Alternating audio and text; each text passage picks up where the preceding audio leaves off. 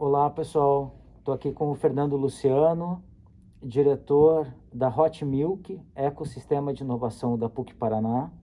E ele vai falar para a gente do Climate Labs sobre a experiência de implantar um ecossistema de inovação, que no nosso caso seria um laboratório de inovação social, mas são desafios muito parecidos, né? Muito similares. Então, Fernando, super obrigado pela tua disponibilidade aí de nos atender.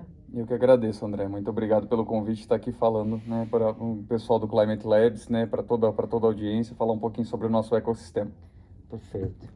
Fernando, a etapa para a qual a gente está gravando esse vídeo é o physical embodiment, ou a estruturação, a materialização do laboratório de inovação. Para a materialização aqui da Hot Milk, quais foram os seus grandes desafios? O que você sentiu também como tantos desafios institucionais, desafios de estruturação, de infraestrutura do ecossistema? Como foi essa experiência? Legal.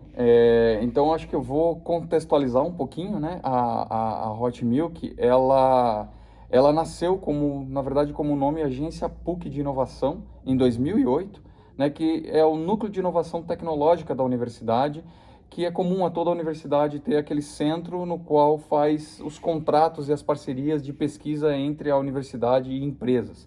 Então, nasceu com esse intuito e nesse mesmo ano também essa agência ela recebeu uma estrutura física da universidade. A universidade comprou uma fábrica, né, que trabalhava com plásticos do outro lado, bem em frente ao campus, comprou essa estrutura para fazer um parque tecnológico, né, mas que surgiu no início com uma única empresa. Estou falando de 2008, nem se falava de startups nessa época, né? Então, na verdade, era uma única empresa que fazia alguns projetos de pesquisa com a universidade, mas que ela ocupou o espaço todo.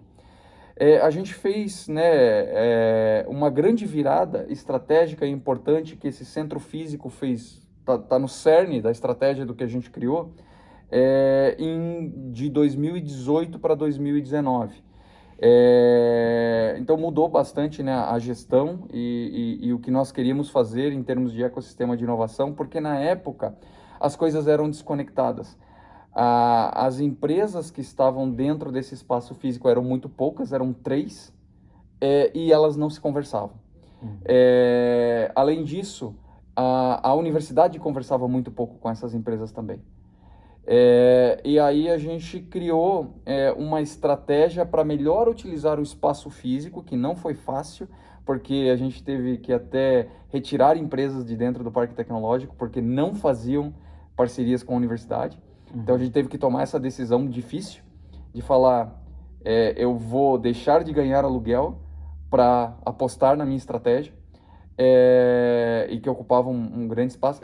Aqui onde nós estamos nesse momento, a empresa estava alocada, e aí o que fizemos foi nos basear em uma estratégia baseada que está em cinco pilares para um ecossistema de inovação, que a gente criou nessa época. A gente trouxe à tona, né, a estratégia e colocamos em prática ao longo dos últimos 3 anos, que é ter um espaço físico, que é super importante, aonde as coisas acontecem, onde as colisões acontecem, trazer para dentro associações que falam o tema desse lugar, desse ecossistema de inovação. Então aqui atrás está aí a ACES, porque é a Associação das Empresas de TI do Estado do Paraná. Então aqui se fala muito tecnologia da informação, mas Vale do Pinhão, que é também, né, o ecossistema articulador da cidade de Curitiba, muito presente dentro desse ecossistema, e também fazer com que Sebrae, a gente tem uma parceria muito grande com o Sebrae, então todos esses atores que fazem ligações, trazer para dentro do ecossistema. Depois disso, né, a gente trabalhar com braços que possam apoiar em internacionalização das empresas que aqui estão, trabalhar com centros de referência de institutos de tecnologia que trabalham com a fronteira do conhecimento. Então, no nosso caso, é a universidade, né? Então, um papel grande da universidade em trabalhar com pesquisa e que se conecta com as empresas aqui muito fortemente. E, por último, também dinheiro, né? Fundos de investimento. Então, a gente tem parceria com mais de 10 fundos de investimento que estão sempre olhando para essas startups. E o que a gente fez aqui foi um melting pot mesmo, assim, um lugar onde tudo se conecta e trabalha em conjunto. Então a gente tem aqui hoje, dentro desse mesmo espaço que eram apenas 3 empresas em 2018, hoje são mais de 40, que vão desde empresas que estão, a gente tem 3 espaços coworking hoje, mesmo com a pandemia ainda as empresas estão aqui. A gente tem desde 1, 2 cadeiras no espaço coworking a espaços maiores de 600 metros quadrados que essas empresas elas estão atuando. Mas o mais importante e o grande desafio, né, de implementar essa estratégia é dar sentido a todo esse espaço físico, né? Então teve bastante investimento para deixar o lugar bonito, para que é importante trazer esses elementos para que de uma maneira mais agradável as conexões aconteçam, né? E também promover o senso de comunidade, né? Que daí é gerar muito evento, é gerar negócio, cada vez que uma empresa vem aqui visitar, você conectá-la com todos os atores que estão aqui dentro ou com aqueles que fazem sentido para gerar negócios entre si, né? Promover com que as empresas que estão aqui dentro do parque, elas também se conectem e gerem trocas de experiências e também, muitas vezes o que acontece é negócio, é pesquisa, então assim, a gente conseguiu trazer para o parque tecnológico com essa estratégia, essas conexões que são tão importantes para a criação de uma comunidade que hoje é super vibrante em termos de inovação, promoção de tecnologia para dentro do Vale do Pinhão, que é esse ecossistema maior da cidade de Curitiba. Importante essa relação com o Vale do Pinhão e até remete ao início do Parque Tecnológico da PUC, né, Fernando? Porque o Parque Tecnológico ele estava dentro de um ecossistema de inovação, ainda não se usava muito essa palavra, mas era o Parque Tecnológico de Curitiba. Exatamente. E a PUC fez sua parte naquele momento e hoje é super atuante dentro de um outro ecossistema de inovação da cidade, com a Hot Milk, né? Exatamente, porque existia, né, pegar toda a linha verde, que era para ter, né, um grande ecossistema, e que acabou, parte desse projeto não aconteceu, mas depois veio a questão do Vale do Pinhão, e a PUC fez a sua parte e realmente montou o Parque Tecnológico, e hoje o Vale do Pinhão trabalha com diferentes atores, e esses atores, eles também, né, não só aqui dentro desse ecossistema, existe um ecossistema maior, que também existe muita conexão e muita troca, né, de fazer projetos em conjunto. Então hoje aqui nós temos a PUC, se você olhar o Vale do Pinhão, olhar para o Pinhão, a PUC está bem no centro do Pinhão, né, que é o mapa, né, se você olhar no mapa de Curitiba, o Vale do Pinhão, ele realmente tem uma forma, parece um pinhão. Mas nós temos, além da PUC Paraná, a Universidade Federal do Paraná está muito próximo, a Universidade Tecnológica Federal do Paraná também está super próximo dentro do Vale do Pinhão. Aí nós temos a FIEP, que é a nossa vizinha aqui também, né, a Federação das Indústrias do Estado do Paraná, a própria prefeitura que tem o seu espaço, né, o Engenho da Inovação, que fica aqui na Avenida Engenheiro Rebouças, então também está aqui muito próximo. Então a gente tem vários atores, o Sebrae, né, na rua aqui super próximo também. Então dentro de poucos quilômetros quadrados, nós temos vários atores que trabalham para esse ecossistema de inovação na cidade. É interessante essa questão que, mesmo com as tecnologias digitais, até tem pesquisas que confirmam isso, evidenciam isso, que a proximidade física faz diferença, né? Muita diferença. Eu estava falando sobre isso hoje. Porque o nosso parque, obviamente, por todos os decretos municipais e estaduais que têm saído, a gente está trabalhando com uma limitação de quantidade de população aqui dentro. E muitas empresas, as empresas que estão aqui, assim, 90% é do mundo digital. Muitas estão, então, em home office ou pelo menos parcialmente em home office. E é muito interessante porque a gente consegue ser muito eficiente no mundo digital, porque a cada 30 minutos a gente está dentro de uma reunião resolvendo alguma coisa. Isso realmente, o mundo digital, ele auxiliou muito, e parece que as pessoas agora não perdem o tempo do cafezinho, não tem perda de tempo, o tempo inteiro você está batendo bumbo. Mas o físico, ainda o contato, ele tem a palavra em inglês, né, que é serendipity, né, o acaso, né, as coisas boas aconteceram ao acaso, que o presencial é muito importante. Eu tive aqui, na semana passada eu tive uma vez, e hoje eu estou aqui novamente no Parque Tecnológico. Nas 2 vezes eu consegui auxiliar com coisas que se fosse no digital eu não conseguiria. Aham. Né? Eu consegui conectar hoje aqui, vim para cá, tinha uma necessidade de uma empresa que trabalha com educação para o mundo digital e que estava procurando estúdios.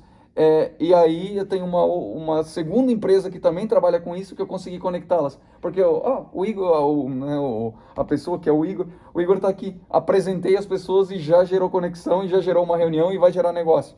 Se eu tivesse no mundo digital, isso não teria acontecido. Não teria acontecido. Então, e fora o senso de comunidade, né? Esse senso é difícil traduzir ou transladar, né? O senso de comunidade do mundo presencial para o digital.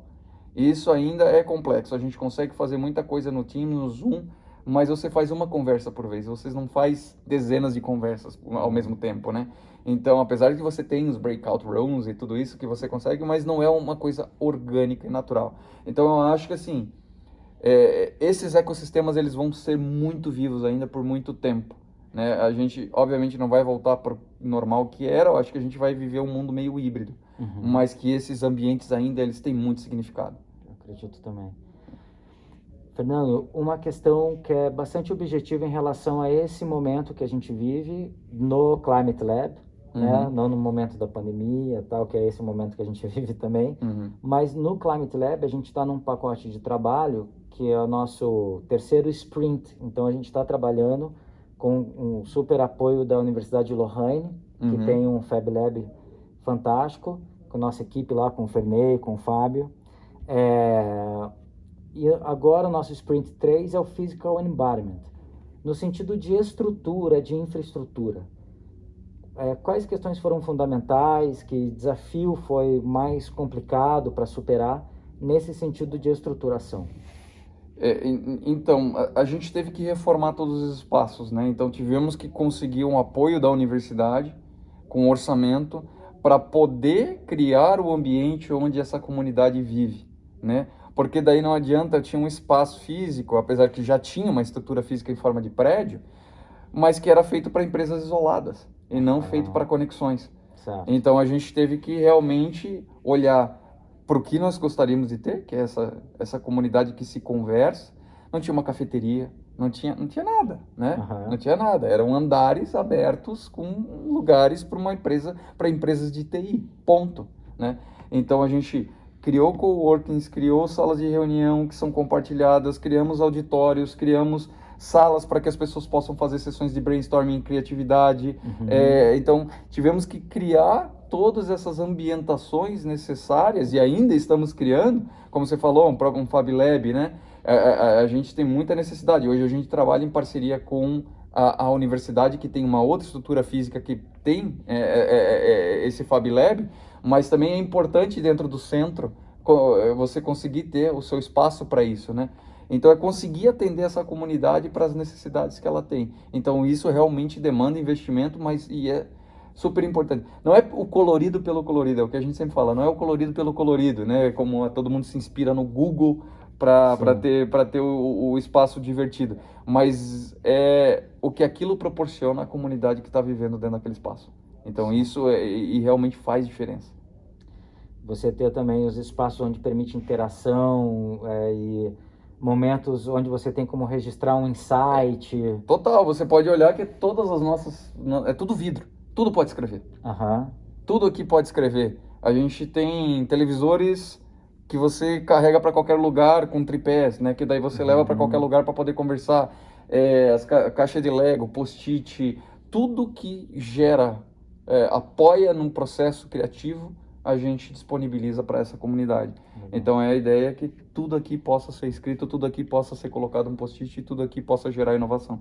E a própria transparência, né? Tudo se vê, tudo um inspira o outro. A gente não permite com que as empresas... Por exemplo, teve um caso agora recente de uma empresa que adesivou toda a frente da sua fachada. E a gente mandou arrancar. Tá certo. Porque não é o sentido. Fere um princípio. Fere um princípio. Aqui, a nossa missão é inovação, ponto, aberta para todos. Então, o espaço tem que conversar isso. Tem que ser um espaço aberto, tem que ser um espaço colaborativo.